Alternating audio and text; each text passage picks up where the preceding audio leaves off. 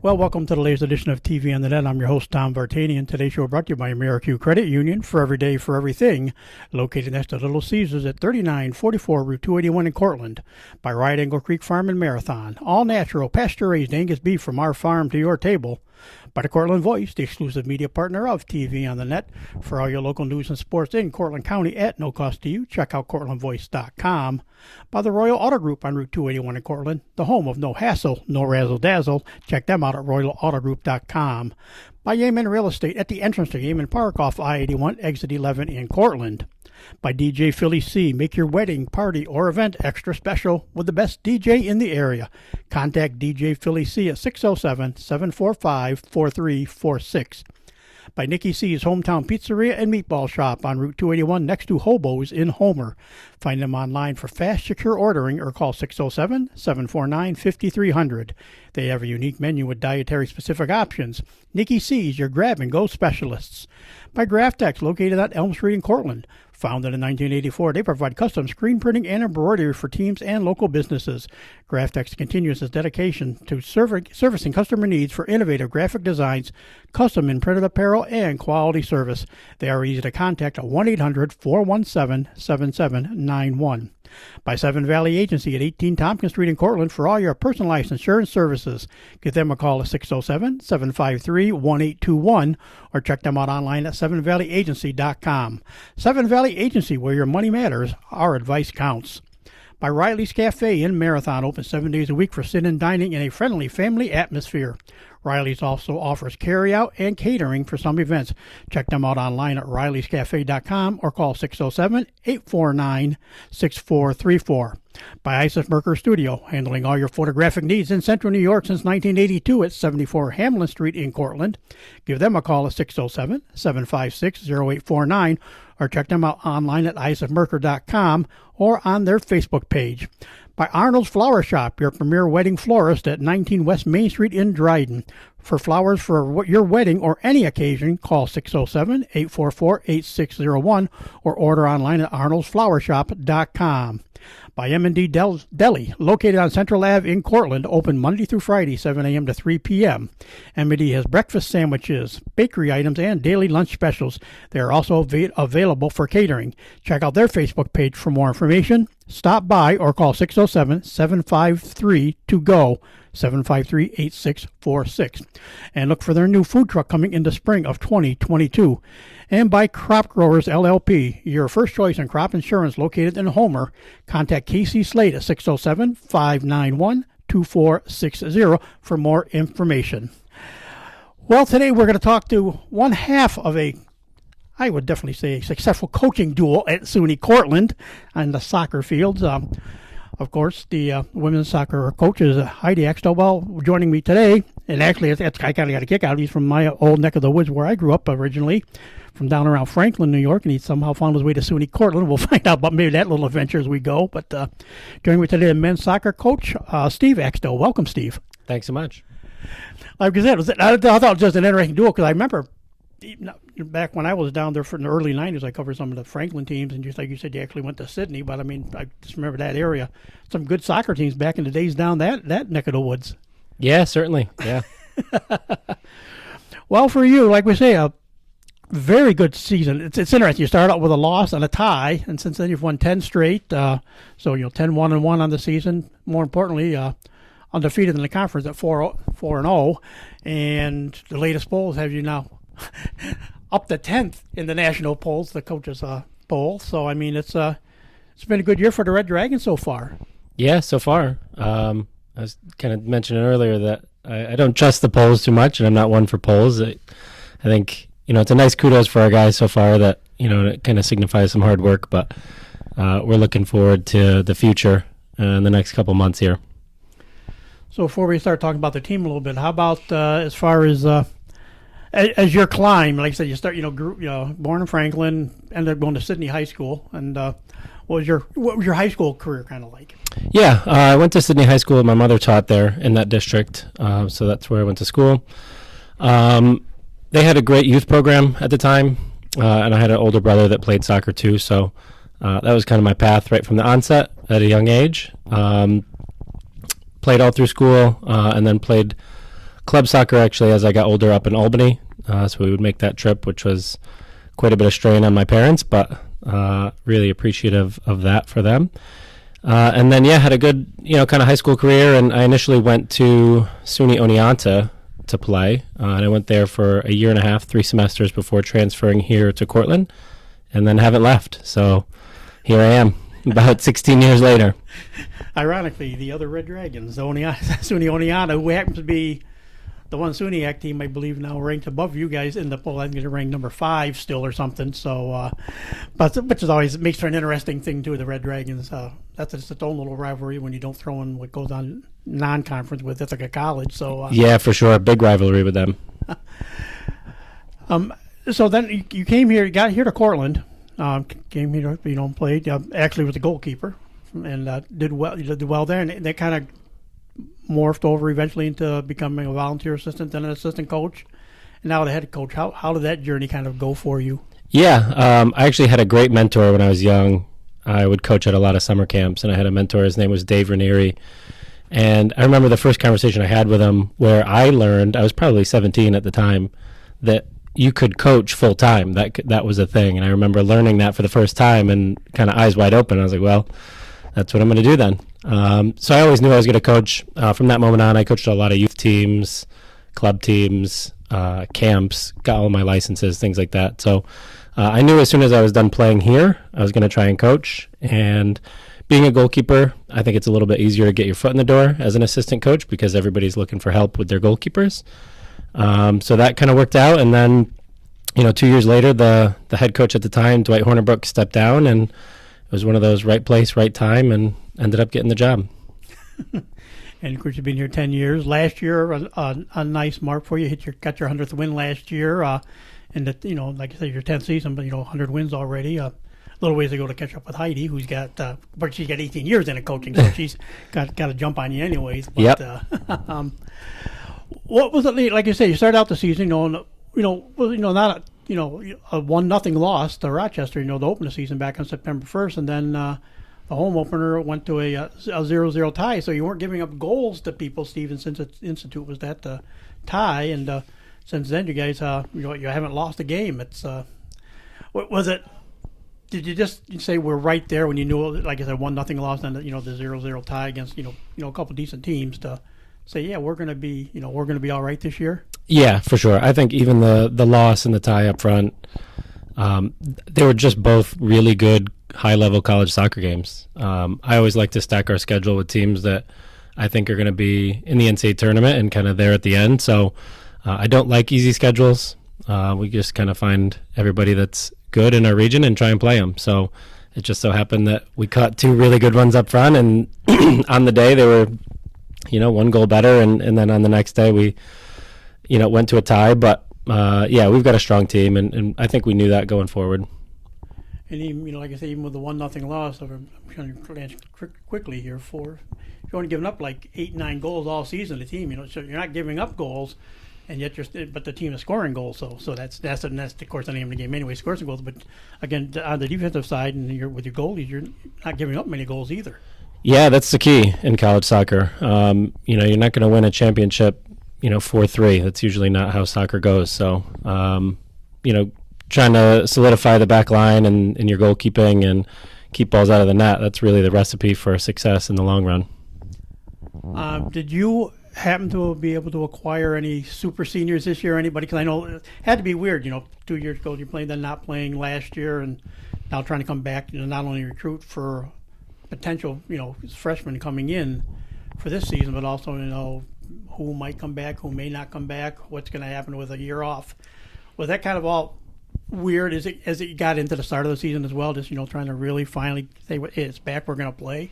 Yeah. Kind of during that COVID year in recruiting, I took the stance of, if we're unsure about which way it's going to go, I would rather have a roster that's much bigger than much smaller, right? And, make sure that we've got the right pieces, and maybe we've got too many guys, but we wanted to make sure we had the right pieces as kind of an insurance plan. Turns out we've got a lot of guys this year. We've got 45 on the roster, and we usually carry 30 to 32. So we oversold our airline a little bit. so to speak. But we've added some reserve team games, some JV games for that bottom group. The younger guys, just to keep them moving and keep them playing games. So I think the atmosphere this year is really good. It's really competitive. There's obviously a lot more guys that are vying for those starting roles and travel rosters and things like that. So the level of competition's up quite a bit. But in terms of the recruiting piece, we wanted to make sure that we just weren't shorthanded. So the transfers that we could get our hands on, we certainly went for them, and then we took a normal freshman class, and then it turns out that all the seniors that we did have that could come back, they all came back too. So between those three groups, we grew by quite a bit. And like I said, that's good. They missed a year, but but then get the chance to come back. A lot of them come back for a couple of years. Really, I think some of the juniors, the way it worked out, they could come back almost 2 years. So so you've got some depth along with, like you say, adding new faces into the mix every year. So, and I don't know how it totally affects the team. I know in high school, kind of right now, I found out it's kind of, if 4 or 5 guys are quarantined, doesn't necessarily mean the whole team has to be quarantined anymore. It's just those guys. So, like you say, having a few extra bodies just in case isn't the worst thing in the world either. Yeah, for sure. Yep, I think it's the right year to have a little bit bigger of a roster. And our sport is injury dominant too.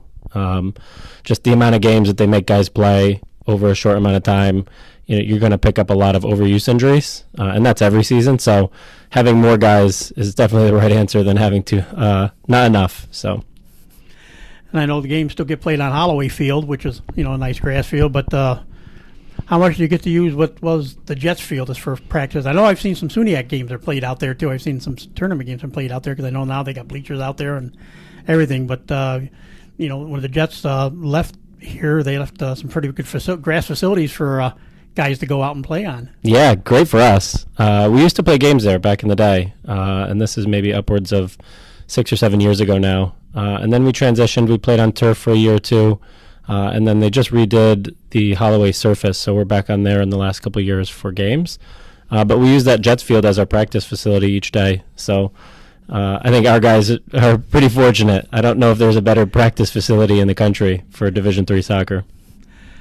So, like you say, you played a few years on turf, and of course, I've been playing on grass a lot. Is your team built for one surface or the other, or are they comfortable either way? I think they're comfortable either way. Most of our away games are on turf, so we have to be, good on both. But I think having a really nice home grass field sets us apart in the recruiting realm.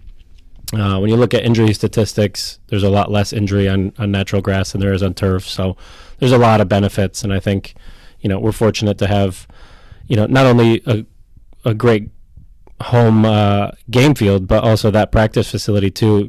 Just 2 really good surfaces that our guys can be on day in and day out, I think is going to help us, not only recruiting, but just, player longevity and player satisfaction and just their experience in whole. And you got to be kind of happy overall too, as far as when you look at the scoring so far this year.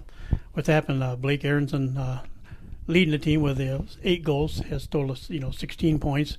But then Anthony Ruggiero, 5 goals, 5 assists, 15 points, and then Jack Coleman, 4 goals, 6 assists for 14. So your top 3 scorers all within 2 points of each other, and you still got good mix, 9, 5, 4, 3, a couple threes too. So I mean, you're getting scoring throughout the roster a little bit right now.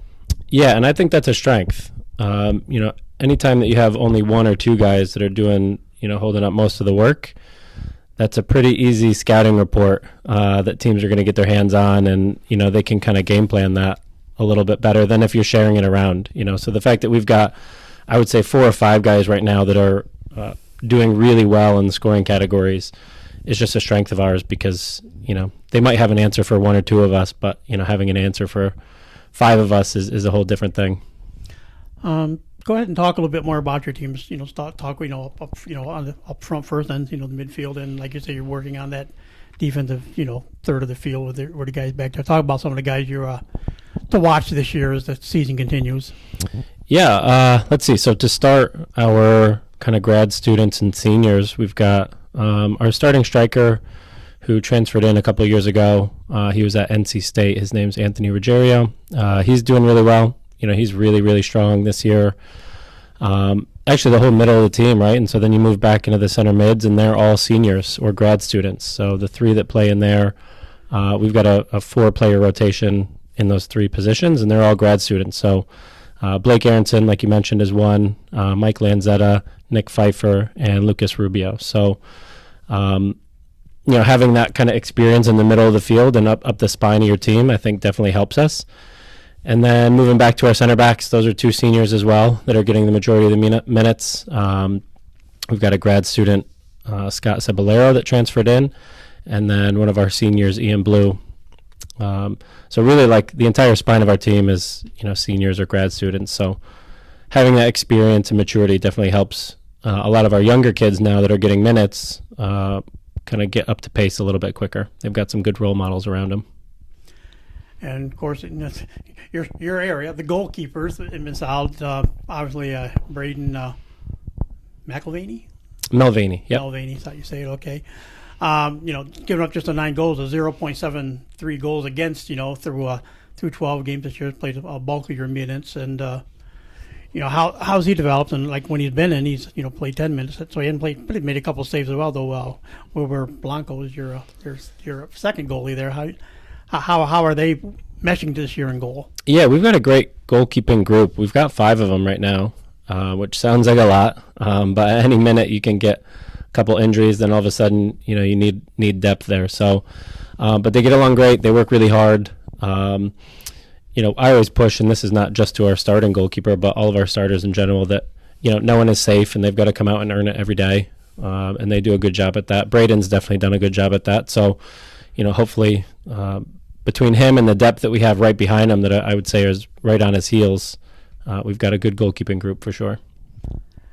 I know with the depth you've got, like you said, the number of guys you've got on your roster this year, like you said, you picked up a few JV games to help on the back end there. I know high school sometimes, in soccer, sometimes you do get a little blowout, and you do get to do a little sub. They sub a little bit more to get a few more guys in.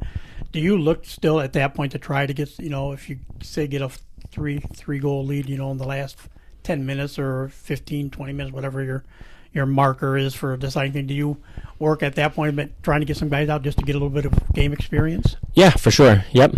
I think the way that I like to schedule and find those really hard teams, giving ourselves some of those blowouts or lopsided scores are few and far between, so we don't get a lot of opportunities to do that. When we do, when we're fortunate enough to get up by that amount, we definitely spread some playing time around and get some of our younger guys in and get that experience. I think it helps them.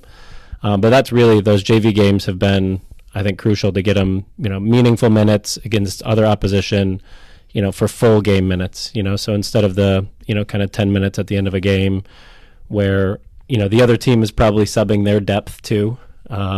Instead of that, they get a full 90 minutes and they get another team that they can really go compete with. So I think that's been really good for our younger guys to get that experience.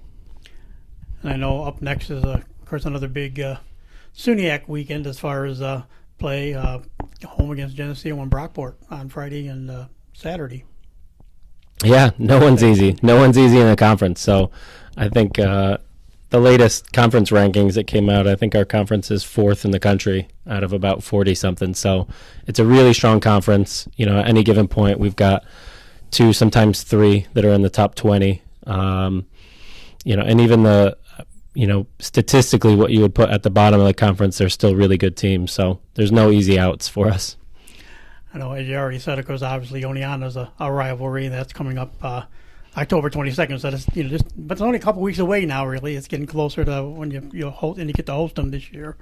But who are some? Like you say, everybody's kind of good. But who do you look at as these definitely the teams we've got to be more concerned about than maybe someone else? It's funny. I actually try not to do that at all. We just circle the next game, and I have our guys do the same thing. I think when they get in the habit of looking at records and looking at what team is what, and if they get looking too far in the future, that next game tends to catch us. So we just circle the next one. We only talk about the next one. It's kind of like a cultural thing that we have, that we just don't talk about any other teams other than the next one on the schedule. So, and I guess in a lot of ways that probably actually showed in your latest game, the win last Saturday, 5-3 over Buff State, but it was a 4-0 lead for you guys, so it got exciting at the end. So, yeah, like you say, yeah, just don't take anything for granted no matter what's going on. Yeah, for sure. That was a really wild game. To be up 4-0, and then, we kind of give up a goal and then get one back. It was 5-1 at half. And then, our entire halftime talk was, look, it's 5-1, but this is going to be a lot harder than you think. We were at their place. We were away on the road. And Buff State's really good. They attack really well. So I knew it was going to be a long half. I don't know if our players really knew that until they were in the middle of it, but we squeaked it out, which was good. Like say last year, no season last year, so you really didn't have a season where there weren't fans, obviously, at games. But this year, but you're back, and again, of course, the fans are here, and I think the kids are all the students and people are just happy to be back on campus, regardless. Is it nice though having that good home crowd, still coming out to games? I was at a football game, and I remember you guys were playing over on Holloway, and I mean, football had a real nice crowd for their game, but you guys had a pretty much full grandstand for your game as well. Yeah, I think in terms of college soccer, which fan attendance wise is usually not the marquee sport. Let's be honest. For us, I think we're really fortunate. We get great fans. We get upwards of 400 or 500 a game, and for Division III college soccer, that's quite a bit. And like you said, on the stands at Holloway, that feels pretty full and it gets pretty loud. So we've got a great atmosphere. So as we said, really getting into the heart of the SUNY schedule now, what goals have you guys set that you want to accomplish here before, as this year progresses?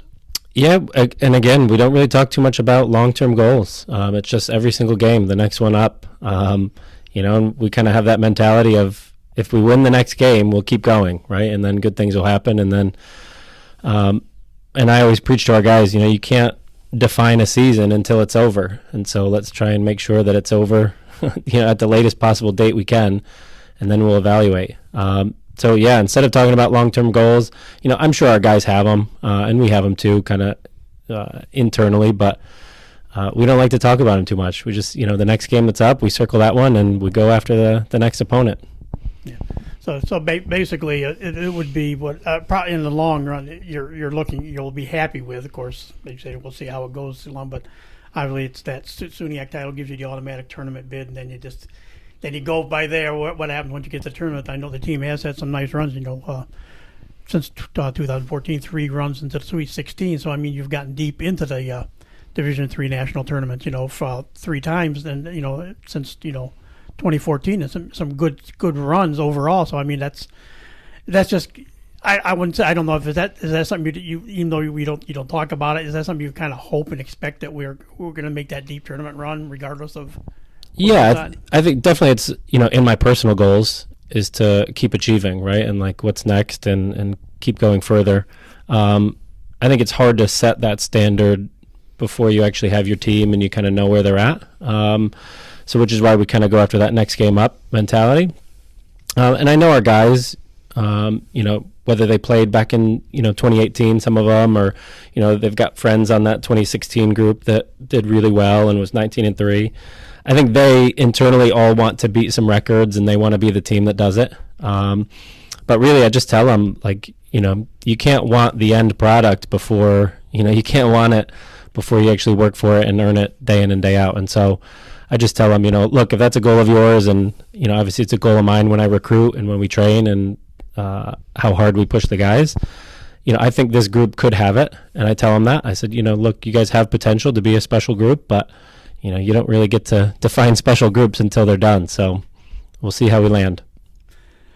And as we said when we opened, interesting dichotomy here. Like you say, you have probably a friendly rivalry going at home all the time, because like we said, your wife Heidi is the she's been here 18 years at SUNY Cortland as the coach. She's a women's coach. They're 5-4-1 this year. They're an interesting season she's having. But kind of what is that kind of like between you two? Is like one year, if one of you is having a much better year than the other, or is it kind of this? You get to kind of converse and pick on each other. Well, we're having a good year, and it's our turn to have a good year and stuff. No, it's weird. Well, number one, we try and keep work at work as much as we can. We've got 3 young daughters, and when we're at home, we just try and be parents and kind of put college soccer away for sure. I think it's easy to do that when you're having a good year. It's easy to kind of transition and just feel comfortable. But I think, the amount that, losses weigh on people, college coaches outside of that day, and they carry them for a really long time. I would say we're just really supportive. We both understand it. So through the ups and downs and the emotional kind of turmoil of getting ready for game day and kind of coming into big games and out of big games, I would say number one, we're just really supportive of each other, and we just try and keep it out of the house as much as we can, and just when we pull in the driveway and leave it in the car and come in and just try and be good parents. And that's got to be interesting. I mean, college coaching takes a lot of time. It is. It's still really a full-time job. Even when you're not in the season, you're out trying to look at tape or trying to catch kids at tournaments and stuff. And but you both live in Tully. You and your family, you live in Tully. You both coach here in Cortland, and yet you're a founder and a director of an academy down in Ithaca. So used to be. You're out of that. You got out of that part of it now. Yep. Okay. Took a couple new positions since then. I'm not sure if the bio online has been updated, but I actually work for a club called Rush Soccer now, which is one of the largest youth clubs in the country, and they've got a base in Syracuse. So we're definitely busy with the youth side of things and trying to teach the young ones. I'm actually also coaching pre-K soccer in Tully this fall on Thursday nights. So we try and give back to the game, and obviously, coach our kids once in a while. And we're busy. We're soccer junkies through and through. And when we're not being parents, we're usually coaching someone else's kids. So we just can't get away from it. I can relate. I coached in the Crown City Soccer League for 3 or 4 years. I was a recreation director, and I coached my daughter. She came up and played some soccer back in the day. Put her in goalie. She loved being a goalie. I said, you got, a lot of people go, I don't want to be goalie. I don't want. I said, look, you get to control everything back there. You're really in control. You get to tell defense where to go, what to do, and different things. And so she took the position. Never followed up with it, but she took to it. But yeah, I know it's. I learned to be honest, I learned my soccer. Kind of what is soccer about? How do you set up? Would you look for 2-on-1s? How do you set up on a bus ride to a Cornell football game down in Philadelphia against Penn? But I rode down because when I got out of work, I didn't go down with the team. I didn't drive down, so I rode with the soccer team. So I rode with the Cornell soccer coach. I think it was Jack Warner. I can't remember his last name, but he sat there and he asked me how much I knew about soccer. I said not a lot, but I'm interested in learning about it. So I got a full soccer coaching clinic from Ithaca pretty much to Philadelphia on how soccer is about, a very successful coach at Cornell. So I guess yeah, that's awesome. And it doesn't apply to the little kids, though. No, not very well. Because it's the herd mentality. Yep. We like coaching. I really like coaching the youth stuff, too. It kind of reminds you why you do it, and it's just fun. And, it's not about winning, and your record doesn't matter, at the youth side. So you can just teach them the game and have fun with them. And it's kind of our time to, one, give back to the game, but two, just really enjoy it and kind of be carefree about it, too.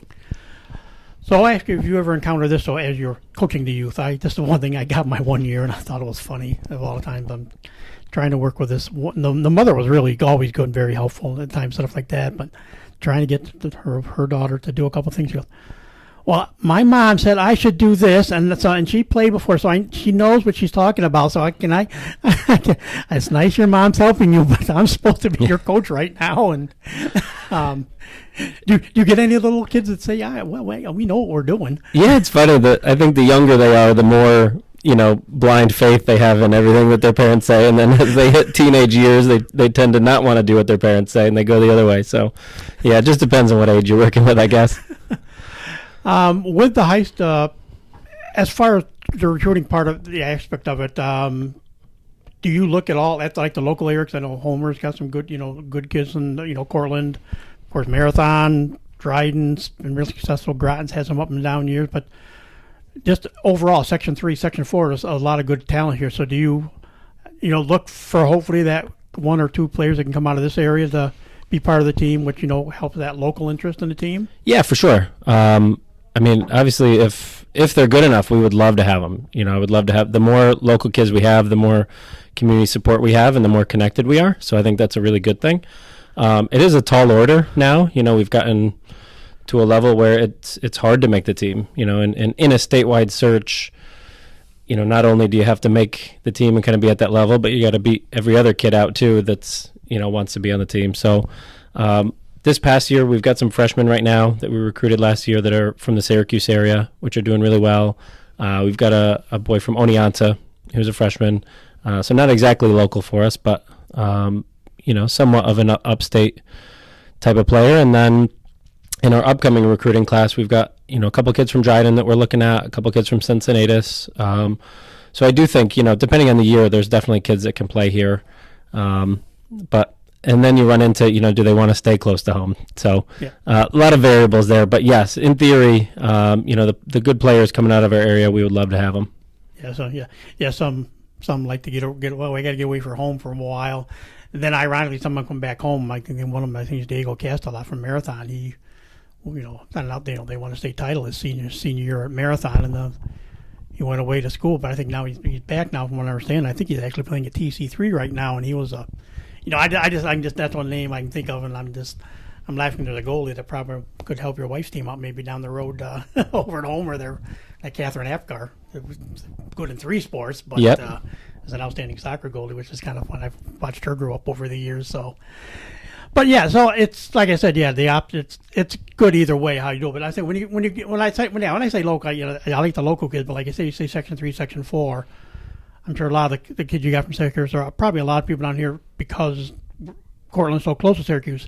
They know these names, they know these kids, and this is a good player at wherever they came from. So I mean, that's why I don't think like I say it's not out as far as local. It's still the close to the local area, and that I think that like you said that does it's enough half-hour drive from Syracuse to come down to, so it's not bad as far as Yeah, for sure. Parents will make that little trip. That's they've gone farther in high school games, so that's Yep.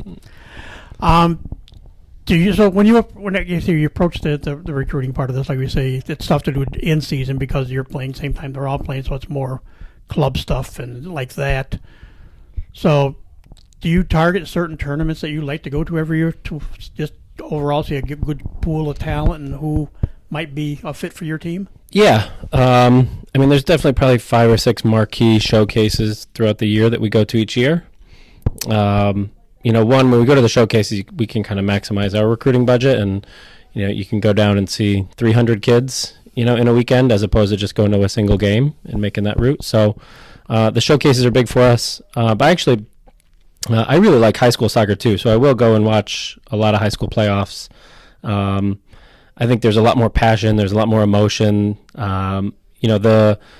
The drive to win, I think, is a little bit higher when you get to high school playoffs than it is in the club level. I think, one of the weaknesses of club is, you get up all these really good players, talented players that play together, but, that kind of desire to win day in and day out for their community, I think, is lacking a little bit. So the games turn a little bit vanilla and they're a little bit bland, and for me, there's not enough bite to it.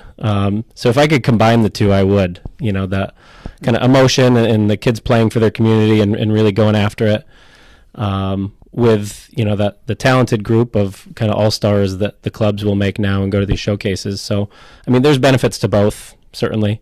It's good to watch them all play at a high level together, but I think there's been too much emphasis on the club side of, just development and not winning, and that doesn't necessarily translate to the college level where they get here and now, winning is at the top of the pyramid, and that is what kind of drives decisions. So definitely benefits to both, though, for sure. Right. Yeah, like you said, the club teams, too. Yeah, you want your team to win, but it all falls at the same time. Coaches are there. Yeah, it'd be nice if we win, but I want them to see what I can do. Yeah, and exactly. So it becomes a little more individual, even though you're kind of trying to work as a team to win. It's more kind of, I got to make sure I stand out. We got to win. That's important, but I got to stand out so the coaches notice me over the other 8-9 people on the field with me at this time. Yep, 100%. Yeah, and even in the high school level, a lot of their community is out at the game, right? So they're playing in front of, parents and aunts and uncles and people that they've known their whole lives, and they're playing with kids that they've known for a long time. So I think just the passion that they bring for it, that's a really big thing that I think a lot of college coaches sometimes overlook if they're not going to those games. All right. Well, I want to thank you, Steve, for taking time to talk to us. I know we tried to do this last week, and it just kind of didn't work out the way things went. And I was going to wonder if I was going to be here this morning. I wake up and the bathroom floor is flooded with 2 inches of water. So, so I had adventures before I could even get out the door this morning. But and I knew we were going to try to do this in the next week or two, and it just worked out to be a perfect time. I'm glad we catch you. You guys are still on that roll that Fran and I said we hope they're on a roll, and when we talked. So that's still happening, and I want to wish not only you but your wife Heidi her best of luck. Maybe we'll get her side of the Axtell coaching tree family story before we're there you all go, said and the done. better half. But again, thanks for taking time to talk to us today. Yeah, thank you. And that'll do it for this edition of TV on the Net. Again, like another college spotlight. Today's show brought to you by AmeriQ Credit Union, for every day, for everything, located next to Little Caesars at 3944 Route 281 in Cortland. By Riding Oak Creek Farm and Marathon, all natural pasture-raised Angus beef from our farm to your table. By the Cortland Voice, the exclusive media partner of TV on the Net for all your local news and sports in Cortland County at no cost to you. Check out thecortlandvoice.com. The Royal Auto Group on Route 281 in Cortland, the home of no hassle, no razzle-dazzle. Check them out at royalautogroup.com. By Yeaman Real Estate at the entrance to Yeaman Park off I-81, exit 11 in Cortland. By DJ Philly C. Make your wedding, party, or event extra special with the best DJ in the area. Contact DJ Philly C at 607-745-4346.